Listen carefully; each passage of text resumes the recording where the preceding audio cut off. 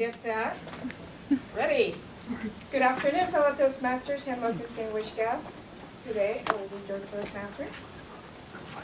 We have a pretty good lineup, as you can see, due to work schedule. Some people have double headers. So we have, first we have Chris as speaker number 1, and then Tanya will be delivering 2 speeches. Imagine that.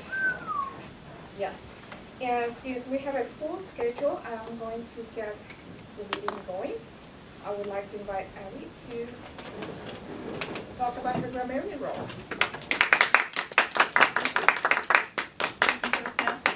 Fellow Toastmasters and guests today, appreciate you coming. As my role as the grammarian, I'm going to offer a word of the day, and today the word I've chosen is thematic. It's an adjective. I'll give you a sentence that's used in both candidates have moved to thematic closing arguments. Please use this word or a form of it in your speaking. So speakers, evaluators, and if you offer a table topic today, please try and use that in your speeches. I will also listen for words, word usage, note any awkward or misuse of the word or other words for the day. I'll also look for some colorful language, some phrases and that sort of thing. And then I'll also look for ums and ahs and ohs to help you out and understand where you can learn. Thank you. Thank you, Abby. Alrighty. Now, please welcome Sarah Jenkins, who will be explaining her role as timer. Sarah Jenkins, I'll be the timer today, and my role is to keep track of the timers, of the timing of the speakers and the evaluation, just to make sure we can keep it within an hour. And we will have 3 speakers from 2 unique people today. Tanya's got 2 speeches. And when you've hit 2 minutes left of your speech, you'll see the green card, and then there's also a green light in the back that'll turn on. When you have 1 minute left, you'll see the yellow card and the yellow light. And when you hit your time, a red card and the red light. And if you go 30 seconds over that, then we buzzer, that we buzz, if we're confident enough to buzz. And we also have the evaluations for the speeches, and those go 2 to 3 minutes. And you'll see the green card at 2 minutes, the yellow card at 2.5 minutes, the red at 3 minutes. And the table topics will be 1 to 2 minutes. And once you hit your 1 minute mark, you get the green card, 1.5 is yellow, and 2 minutes is red. And then I'll come back at the end and give a timer's report. All right. Thank you so much. For those that may be invited to table topics, just remember, keep talking to achieve at least 1 minute. So if the green light is not on, just keep them talking. I don't care what you say. Alrighty. Now we have Chris, who will be our first speaker. He is speaking from the Competent Communicator Manual. He's working on Project 8, which is objective visual aids. Using visual aids. The speech title is More Than We Bargained For. Welcome, Chris.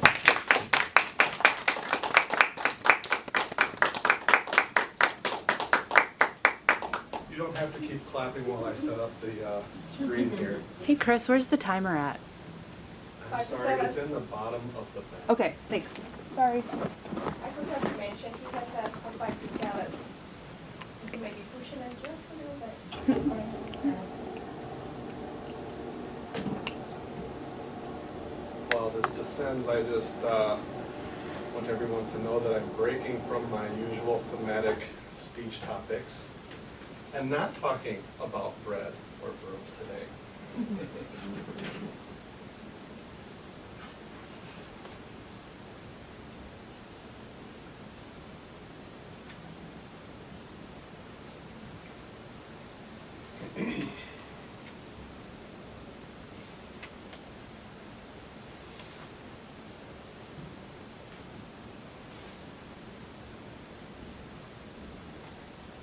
Toastmaster, fellow Toastmasters, and most welcome guests.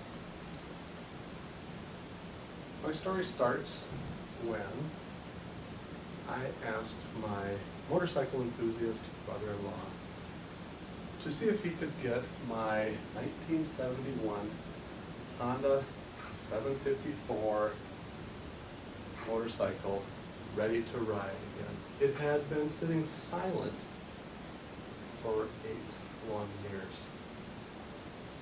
A few weeks later, we had a conversation in which he informed me that this restoration process would be a little more than I bargained for.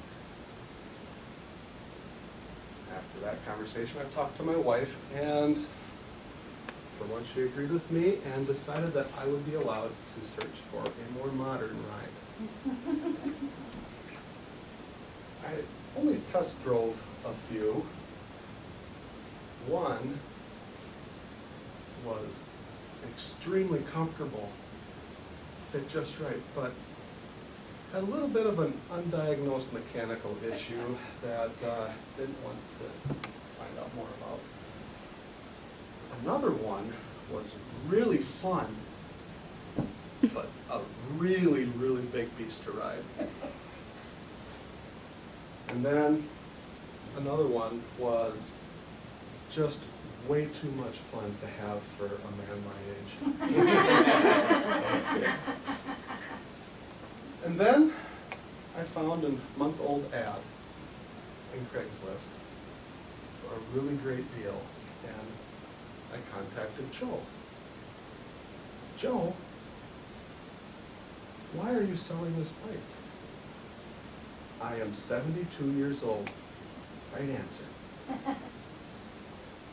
So the next day, my wife and I went up to meet Joe. And after I introduced myself, I shook his hand, and like a very good Minnesotan should, I asked, "How are you doing today?" Joe did confess that he wasn't doing all that well that day. And he said that it felt like he was losing a member of his family. So I didn't know what to say to that. So instead I turned to the bike and I asked, "So Joe, what can you tell me about her?" He also turns and pauses. And then he says to me, "She is faithful." I was more expecting reliable. Then he continues on by saying that she has gotten me out of many tough situations. And he was about ready to leave it at that. But I asked him the question that kept us visiting for another 2 hours. How so? Well, I'm going to distill those lessons in this speech, at least 2 of them. Joe says that she does not like accessories. She is fine just the way she is. He had taken her for a trip up to the West Coast and bought a new gadget for the throttle to help him with the fatigue on long journeys. That gadget was no help at all. In fact, it caused an accident in which they both ended up in the ditch. Joe was fine, but there was also a fine dent in the muffler, as well as the clutch handle was broken off. If anybody has driven a manual transmission, you know how important that clutch is. But she forgave him enough and still got him to the next shop so that they could repair that clutch as well as remove that gadget. She also does not like their person to gamble. If you are willing to take a chance on something anyway, she will be right there to help teach you not to do that next trip. Joe says if you pass up, Joe says do not ever pass up a handy rest area and hope that you'll just hit the next one. Nope, she will let you wait and wait and wait, and then direct you to the nearest very hilly road, and show you that you should never pass up a bird in hand, because I will take you to a very hilly road with no bush. She will sit there quietly while you get yourself into a position where you are not ready for any heroics around a hot engine and hot muffler parts. While your back is turned and you are exposed to the world, she will begin to roll down the hill. While you turn, the kickstand will spring up, and here you are on the wrong side of the bike. Joel learned, or was reacquainted with the phrase, adding insult to injury. So this bike has a very strong Schadenfreude sense of humor, which made me feel comfortable because she could fit right into my family. So,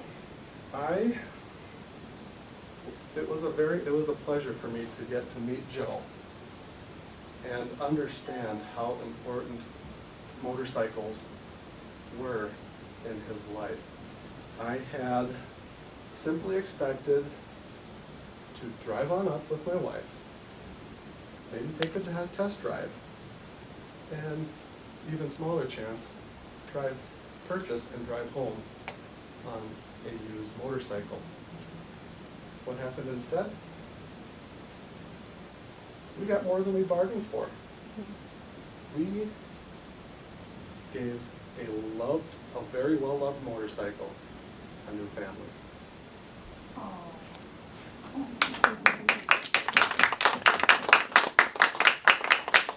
Thank you, Chris.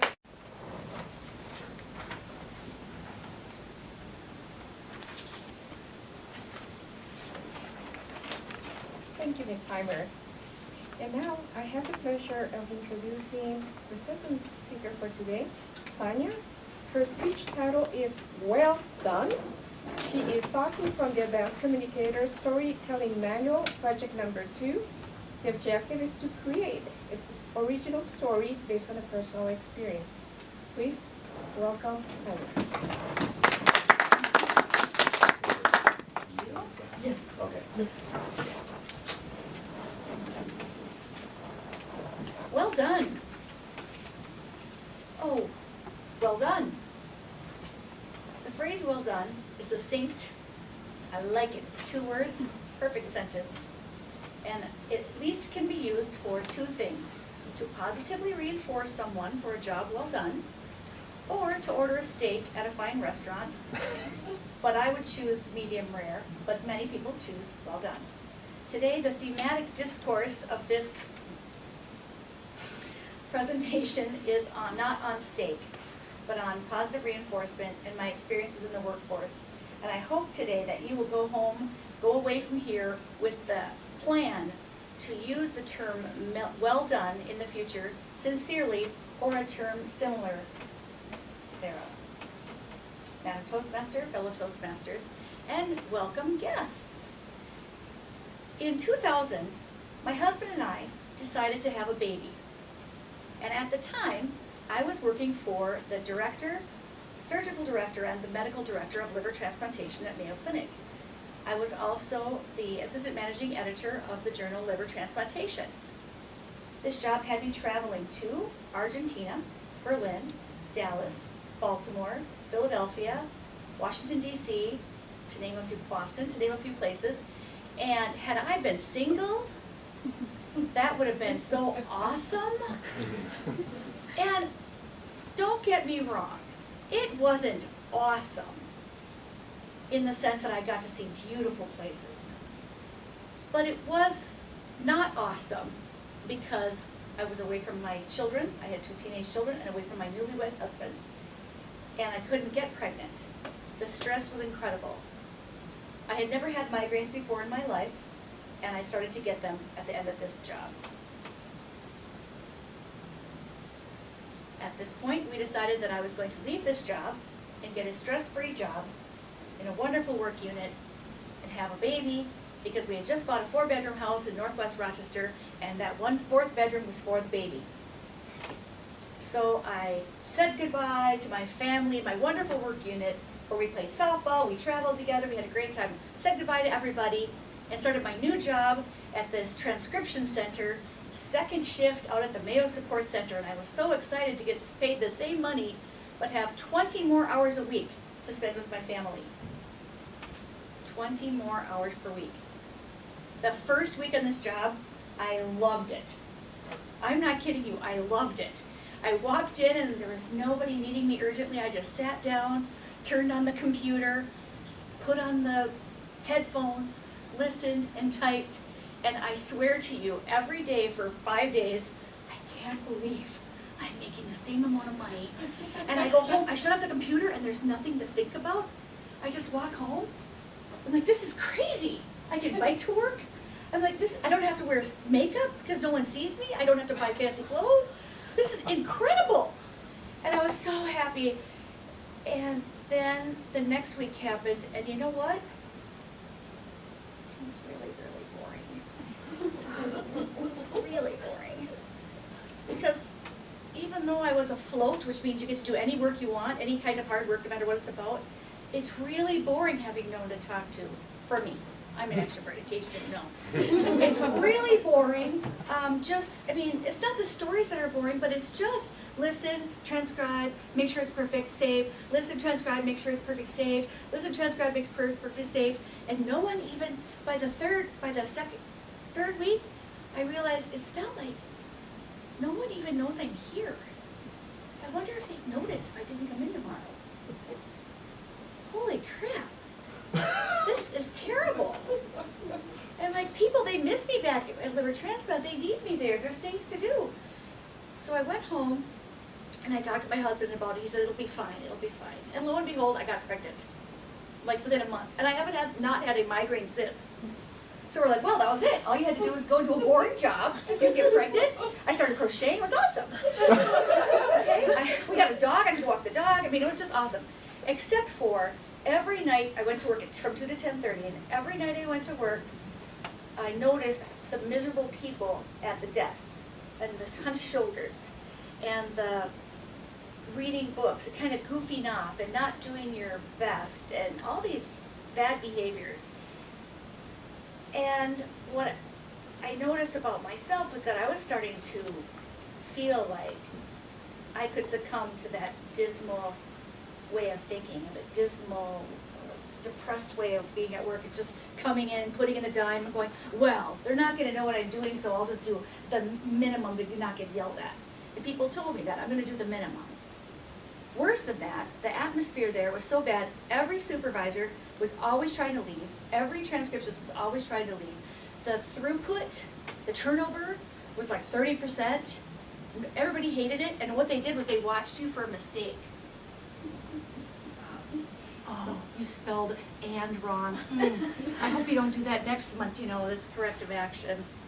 Elizabeth, you're tardy, 1 minute. If you get one more tardy, you're gonna be in a written warning. Sorry. Yeah, sorry. Not happening.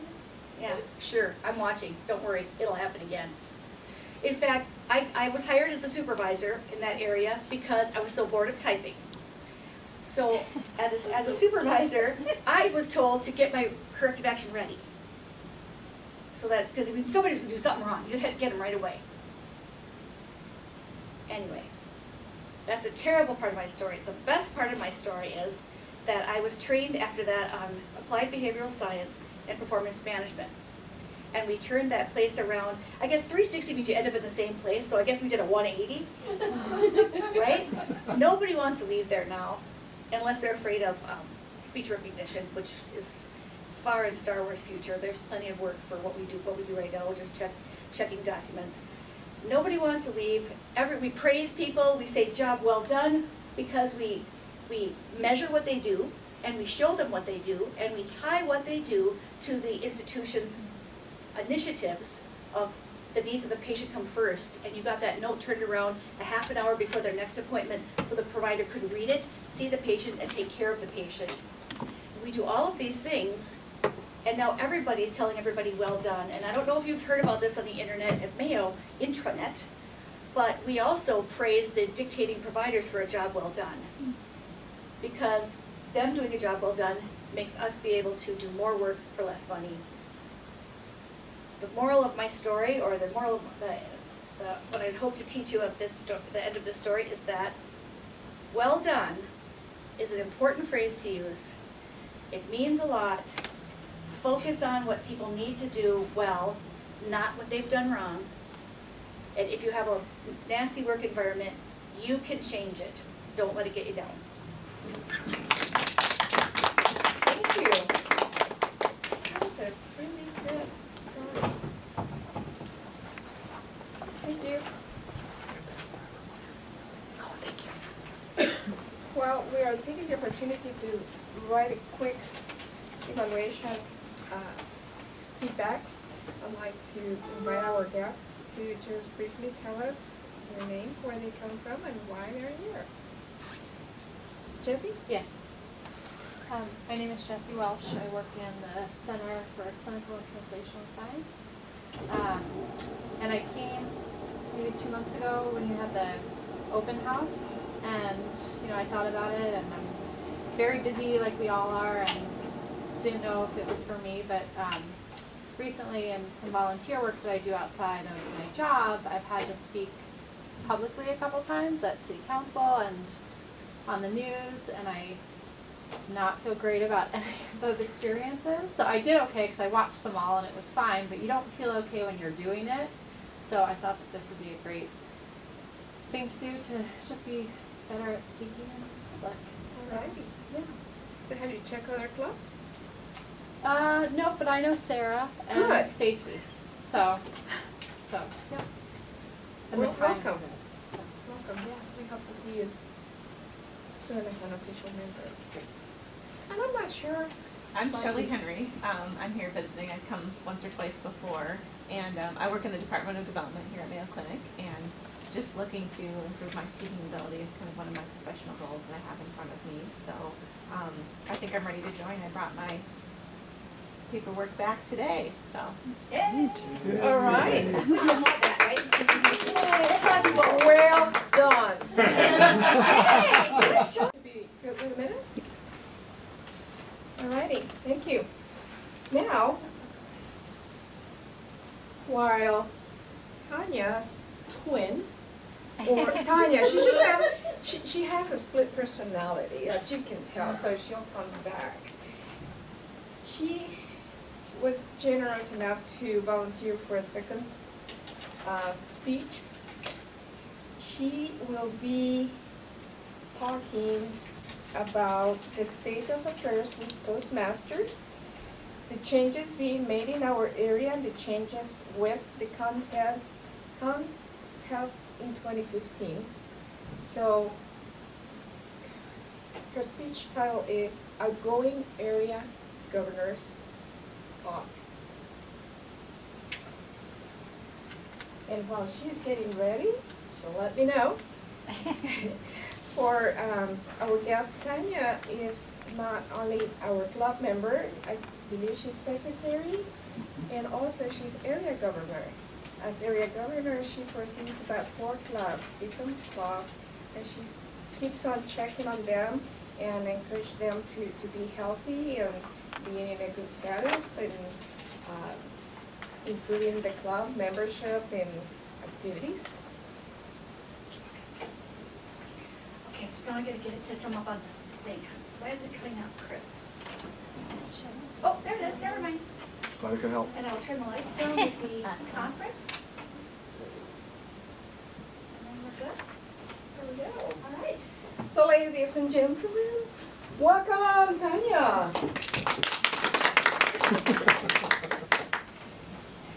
Thank you for having me. That other lady was my twin. She's left, and I've come back. I took off her outfit and I put it back on. She's got to go home, take care of the kids. I'm going to stay up here today because I'm going to show you on the website. This year, I was asked last May to be the area governor for District 86 by Sadrul Jamali, and that's why we have this area governor ribbon on here somewhere on our flag. And I would like to tell you about my year, and then I would like to tell you about some changes that are happening with Toastmasters in the future. We don't have a lot of talks about Toastmasters when we're here. We're working on professional development of our own. And some people say, well, I'm not really in it for the politics side or the leadership side. But actually, the leadership side is how you get your DTM. You can't get your DTM without it. I don't know if you know MSNBC Chris Matthews, but he has his DTM, and he's quite an accomplished speaker. There are many accomplished speakers in the world who have their DTM and who had to serve as the role of a club officer and eventually an area governor, which is now going to be called a district leader starting next year. So it's something to think about because it also fine-tunes your professional development in the workplace. Even if you don't think that you are lacking in leadership capabilities or skill sets, it fine-tunes little pieces of your already developed leadership skills. I was lacking, so it hasn't really fine-tuned me into a diamond. I'm more like a scruffy piece of granite, but I'm getting there. Okay. We are in District 6. Our club is in District 6. The areas that we're in is Area 86. It had 4 clubs. What I was supposed to do was meet every club twice a quarter, and I did that. And what was so great about it was that each club had its own personality, and every club was warm, welcoming, and had interesting members. And I kind of thought that I'd only been to this club, so I thought, well, we're the best, we're the coolest. And because we're really awesome, and I like our personalities and how we gel. And yet, even though when I went to the other ones, I'm like, oh, well, they're cool too. Different. You know, different vibe of some sort, but not in a bad different, just an interesting different. And then I went to the Winona Club, and they're completely different because they're not in Rochester. So they don't have the Mayo personality inside the meetings. So the meetings that I all went to were at Mayo, except for the one in Winona. They're like people that are working in the Chamber of Commerce, working on they have their own companies. Very interesting. I mean, I've worked at Mayo for 26 years. Not sure I even know people that don't work at Mayo. So it's very interesting because I've raised 3 kids and I had to go to work and home and school at Mayo. So, I only know a few people that don't work at Mayo. So it was very interesting. So if you're ever considering being an area governor in the future or a district leader or getting your DTM, Distinguished Toastmasters, pin and award so that you could be on television like Chris Matthews, or you already are on television, so, chop chop. And development, my goodness, you have to be a very good speaker already. So I bet you're just fine-tuning just a little bit. If you're ever considering that, know that it's not scary, it wasn't hard, it was more time-consuming than I was promised, but that's because the drill said it was nothing. You don't have to do anything or go anywhere. I'm like, well, I can do that. I'll take area governor for doing nothing. That sounds awesome. But it was a fib. It wasn't nothing. The reason I have the website up is because this is where you go if you're looking for any kind of resources to make your speech better without having to reinvent the wheel. You can also just Google Toastmasters, but what you'll get is Toastmasters information from all over the country and all over the world. So it might not be tweaked for our area, but it wouldn't be off far enough to make a big difference. So if you're like me and things can be loosey-goosey, that's great. If you're very linear and like things real succinct and perfect most days, then you'd want to go to the website so that you stay within your nice orderly zone of how you like things. In this website, you can go as a visitor or as a member. I'm going to go as a visitor because that's where you're here. It talks about the educational program. And this is the Competent Communicator track, which is what we're all striving for, is the Competent Communicator track. So right now, many people in this room are working on getting their Competent Communicator. That means they do 10 speeches, and they're in the book, and they develop different skill sets. Like Chris just gave his 8th speech, which was on PowerPoints. So we didn't have to grade him on anything really, but did his message and the PowerPoint work convey well. And boy, you know what I really liked about his PowerPoint was that it was pictures. And I have bought several books on giving speeches, and they're all the trend is to go away from don't put any data up there unless it's one number or two, or a circle with two numbers. Otherwise, pictures, because pictures are what ties your words to a memory. So it was an excellent speech, Chris. Advanced Bronze is what I am working on. So I was working from a storytelling manual. The Advanced Communicator manuals only have 5 speeches in them. So you have to do 2 to get your Advanced Bronze. The reason I'm telling you this is because these are the kinds of things people might ask you if you were area governor. What's going, how do I get my this? Where do I go on the internet? The other item of interest is the leadership track and the contests. Has anyone heard of contests? Okay, Chris, Jenny, Sarah, Abby, John. Okay. The contests they're always in the fall and the spring. And if you're area governor, you're in charge of making the contest happen. But that means you find a club to partner with you to run the contest. So the club gets all the volunteers and you help them find a space. So you delegate. Or if you aren't good at delegating, you'll end up doing it yourself. So it isn't a job to be taken lightly. So if somebody were to tell you it's nothing, that really isn't true. It is something, but it's not every month, 10 hours every month. It might be 4 hours one month, 4 hours next month, and 2 months of nothing. So those 2 months of nothing, it was nothing. But the other 2 months, it was more work. What did I want to, oh, the contest this year, in 2015 and 16, they will no longer have two competitions within a contest. They have decided there will only be one contest. It will just be, this fall, it will just be humorous. So if you're interested in competing and you have done 6 competent communicator speeches by then, you can compete in the humorous contest in the fall. And in the spring, it will be international, which is any subject at all, but you have to have written the speech with original content of your own, and 10% of it can be quotes from other people. So if you want to quote George Washington or Jerry Seinfeld, you can do that, but not more than 10%, and you have to obviously cite the material that you did not write yourself. And they're always in the fall and the spring. I want you to be prepared for that. I don't know who our next area governor will be, because I haven't been able to find someone yet, but the district is going to find someone. And when they do, they'll come to your club and let you know what's the more changes in 2015, 2016. I appreciate you letting me tell you this information and wish you the best in 2015, 2016. Thank you.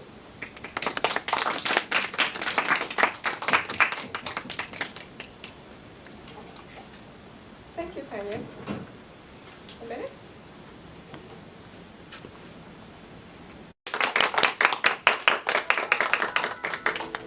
Thank you, Madam Postmaster.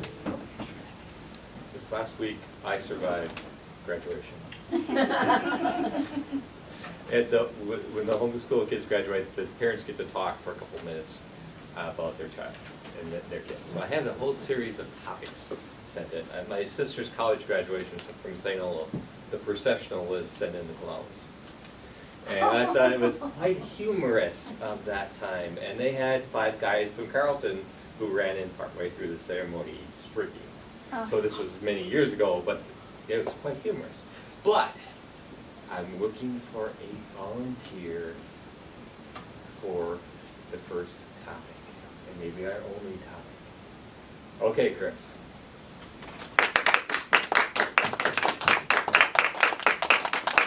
I will tell you the topic. You've been asked to speak at a children's kindergarten graduation ceremony. Give us the 3 main topics that you want to cover in 30 minutes speech that you'll give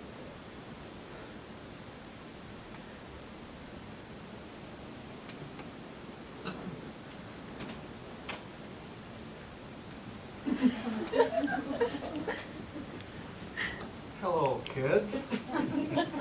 Today is a very important day for you. You have made it through kindergarten.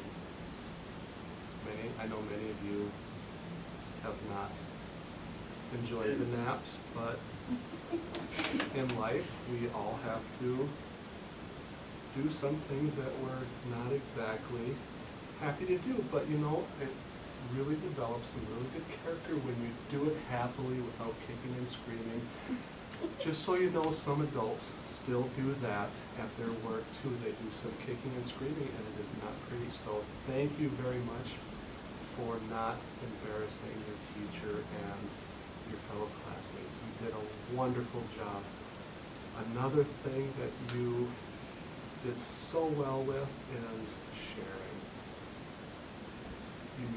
You shared your toys, you shared your playtime, and most important, you shared your time with each other. Everybody got time with each other, and that is another great skill to have when you leave kindergarten. Can't stress it enough, that time is very fun to have. And another thing, you may be leaving kindergarten, but never forget to always have fun, because fun is just as important as work. And if you stop having fun, work is going to be really boring, and you are not going to be happy with your other classmates. Welcome to first grade.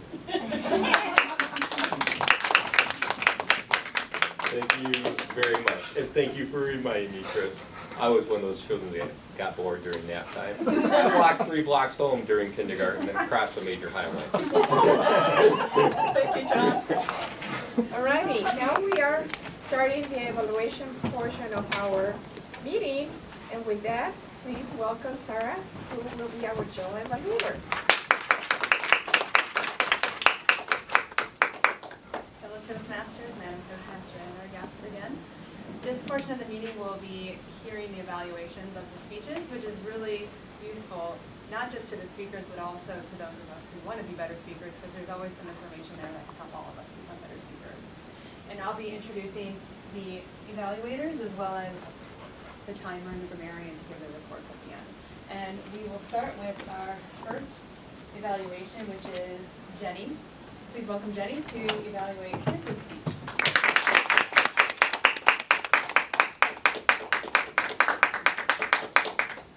Thank you, Madam General Evaluator, Toastmaster, fellow Toastmasters guests, and especially Chris. For your evaluation, Chris, I want to focus on 4 different parts of things that I will be evaluating for your speech. As mentioned, the purpose of Chris's speech was to get comfortable with visual aids, and one of the requirements was to use at least 2 or more visual aids. Chris, you did a fabulous job with the visual aids. The pictures and the PowerPoint were very clear. You used them with confidence, and you were very sure of what was coming up on the screen next, which I think was very helpful.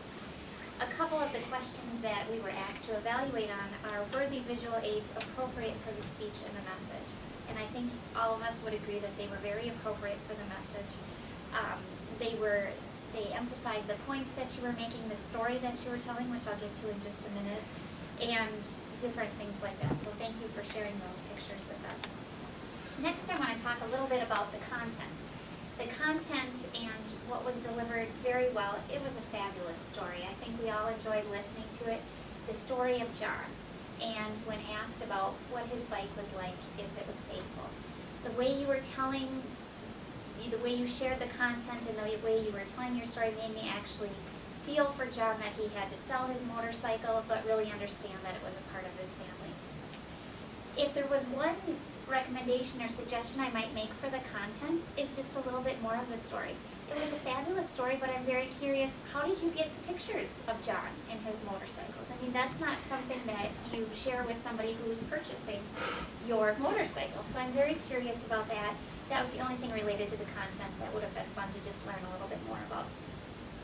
Next, I want to talk a little bit about the delivery. We've talked about the visual aids already, but one of the other questions was body language. And did the speaker use body language that was effective? And I laughed when I read that, and then I saw Chris up here getting comfortable in the motorcycles that he was trying to buy and evaluate and so on. So you did a great job with your body language and your movements. A great use of humor in talking about the story and the winding hill and not finding a bush and things like that. If there's any improvements or suggestions I could make with your delivery, and Chris already told me one of them, is a little bit of pointing. When you use your hands, you point to make a point, which is okay, but you want to make sure not to point too much. The other thing, Chris, that I'd like to share is you do a wonderful job using your pauses to make a point, but at some times when you are talking in the middle of a sentence, you will just stop for a bit too long. Again, I think you use pauses in a great way, but sometimes the sentences could flow a little bit more. The last thing I want to talk about is the opening and closing, both fabulous. I loved the closing with you riding away on the motorcycle with, I assume, is your daughter. It was a wonderful closing, and just saying that the motorcycle was coming to a new family. It just tied it all together. Overall, great speech, great story. We really enjoyed it.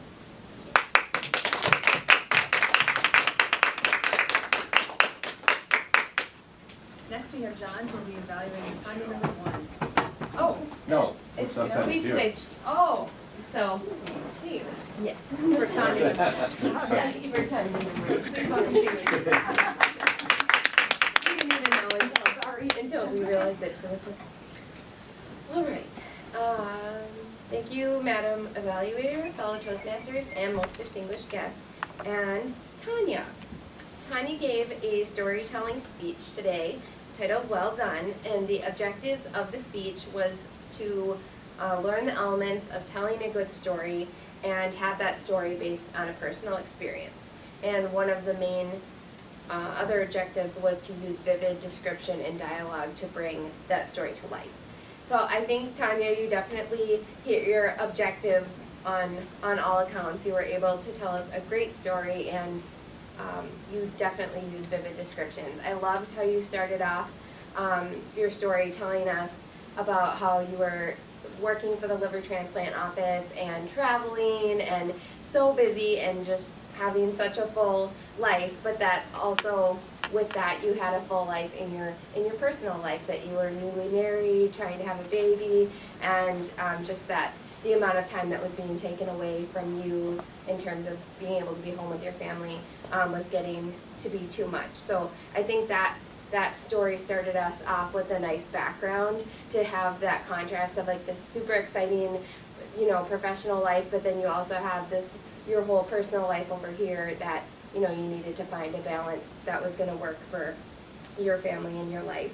And so I thought that was a really nice lead in, because you started with the excitement and then you also went into like some of the physical stress that was maybe kind of a downside of having all that travel and being busy, such as having migraines and not being able to have a baby. And so that helped us to realize the next part, which was that you were going to make a change in how your life was being run and why you wanted to make a change, and gave support for that. I thought it was just so cute how you were just describing how much fun you were having the very first week, and how you felt so stress-free and that this is great and that you could just keep going forever, but by the next week you were already getting really bored. I loved your descriptions of the employees when you were actually calling out to the audience of, Elizabeth, why did you do this? Why did you make this mistake? And describing how people were hunched over and crabby. And I think all of that really helped, because we could just picture it of like, oh God, this boring job and people are crabby. And it's just how it wasn't quite what you had imagined. One suggestion is, I thought the part that really intrigued me is how you ended up coming into the leadership role as a supervisor, and I wanted to know more about that, of specifically how you got to that role, and then maybe what things you learned like through your applied behavioral training that like led you to make a change in what you wanted to implement with people, and kind of how you did that.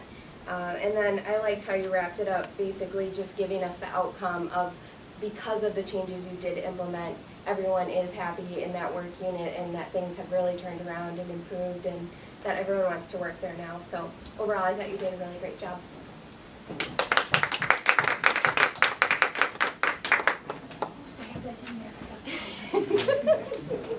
you, Peter. And next we have John, who will be evaluating Tanya's twin.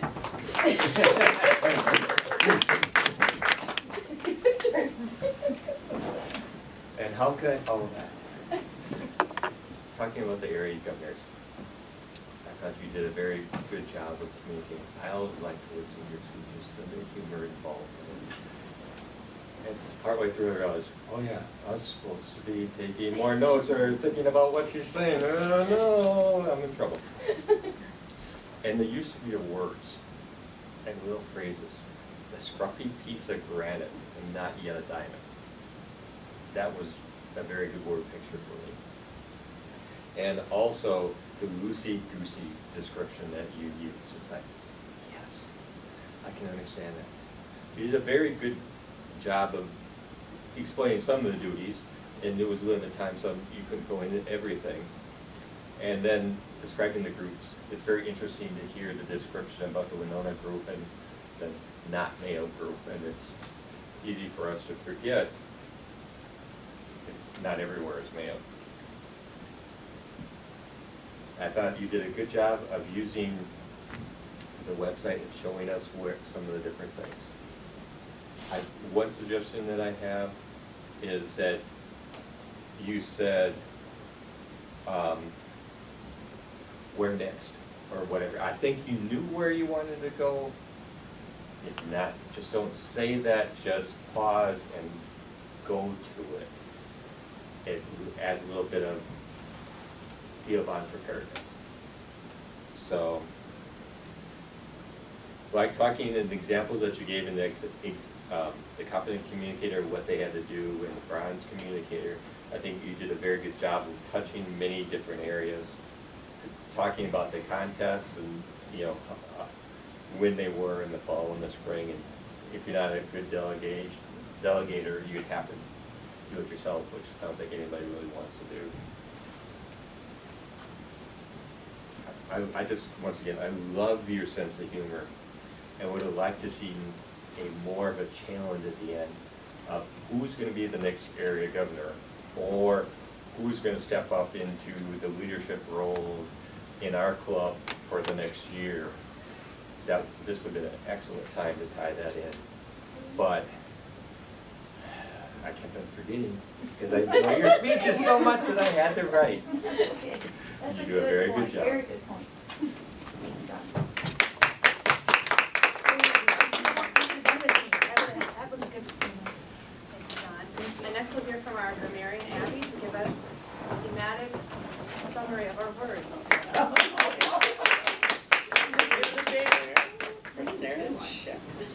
In a limited time, I'm not going to address everyone today, but overall, we had a lot of repeat start words, repeat over again words, lots of ums, ahs, so's. We had a smorgasbord of those today. But I won't call each individual out. If you want to hear it, I can tell you after the meeting. But I will focus on our speakers today. So Chris, I heard the word and. Where is it? Chris, there you are. Sorry. You were there, you were there. Colorful words and language for Chris. When the screen was descending, you used that word. I thought that was nice. You had a couple other words for and phrases. Too much for a man of my age. Tanya, with your 2 speeches in my little notes in this tiny box, I wrote down well done again. I thought that was wonderful. You used the phrase holy crap. And another person used the phrase God. Be sensitive of your audience. You know, you may be comfortable saying that to your friends and family, but think about your audience. You're in a professional setting. So just be conscious. It's hard not to do that when you talk that way to others that you're familiar with. And then I loved the survive, the dismal, the orderly, linear conduct, and the loosey-goosey. I thought that was wonderful. And the scruffy grin, I caught that too. That was amazing. One other thing for Chris, who spoke as a table topic speaker. It was interesting that after you received your topic, he paused and he thought about and formulated his answer, but he really thought about the audience. And so it wasn't so much his words and his phrases, it was his body language for us today. He sat on the floor and he looked at his audience, which was lower, and it was just more about simplifying his words. So it was very interesting to watch that today. So again, the last outcome, watch that smorgasbord of flavorful words, the so's, the ands, the ums, the ahs, the no's, and don't switch if you can. Thank you. Thank you, Abby. And Chris, if you'd like to give our timers report from the back. Sure, you gave it away. I was gonna pretend to be your twin, you know. Timer. All right, timers report. First speaker, Chris, asked for 5 to 7, and the speech went to 7:28. Another Tanya number 1, 5 to 7, 7 minutes 48. 5 to 7 for speech number 2 for Tanya, and that went to 8 minutes 22. Table topic speaker, 1 to 2 minutes, and this was 1 minute 55 seconds. Evaluations, Jenny's evaluation, 2 to 3 was the allotment, and 3 minutes 5 seconds. Kaylee, her evaluation was 3 minutes 20 seconds, and John's evaluation was 2 minutes 36 seconds. And now I would typically give a summary of the meeting as a whole and how it went, since we're so short on time, and since everything went really well and everybody filled in and some teamwork today, I think everything went good, and I'll pass it over to our Toastmasters. Thank you so much. Thank you, everybody, for coming. I appreciate everybody doubling up on their roles, and I appreciate the speeches, and were very wonderful. Chris? That was awesome. Thank you, and have a good week. Remember, next week, we don't have Toastmasters. Don't come here next week, it's No. vacation week. Because of the holiday, we don't hold the Wednesday meeting, and then Kelly will be sending out the schedule for the following couple weeks. Thank you. Thank you.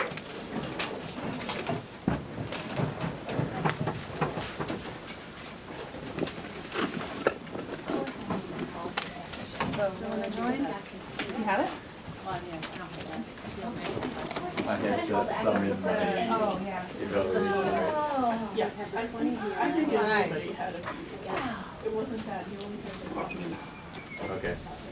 And then a couple times when you were trying to sing. Hey, I'm Okay. joining. Yay, one trigger, good. Okay. Oh, you can, oh, Sarah. Okay. Sarah. Yes. Okay, and then still the evaluations are done. No, you're good, it's good, it was so good. I wish I would have known. I wish you just caught me, that's all. That's all I'm here. No, I love the ending, that would have been good, I just hadn't, I'd given up already, because I not talking to you, I had chemotherapy. Yeah. So Yeah, I put busy that. Yeah. that I just, I really.